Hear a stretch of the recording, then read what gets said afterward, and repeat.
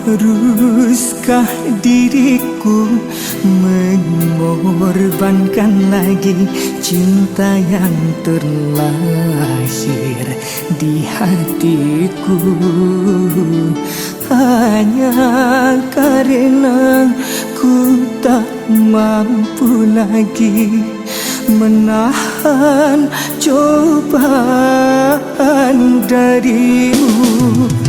Tuhan, kini ku bertanya, sebenarnya aku siapa?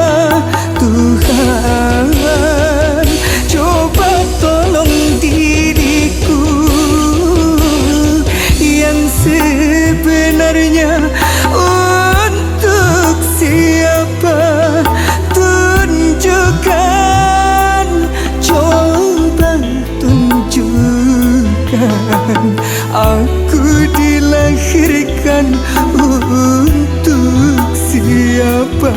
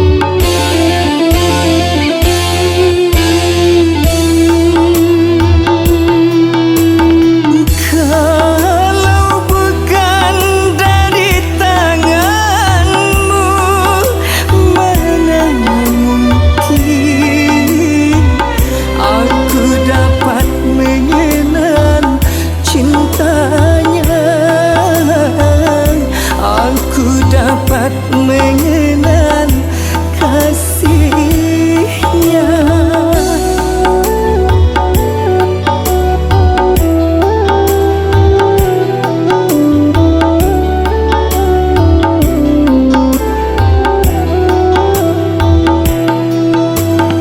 Kalau bukan dari petunjukmu, mana aku akan dapat memilih di antara orang yang ku cinta semua.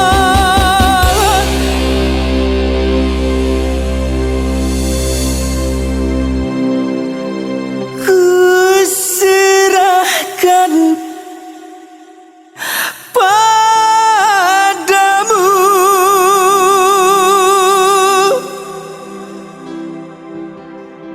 karena mati hidupku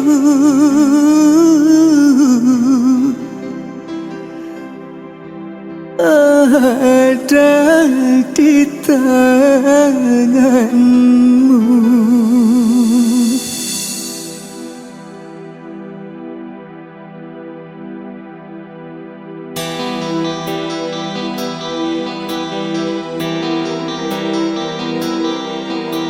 Haruskah diriku mengorbankan lagi cinta yang terlahir di hatiku,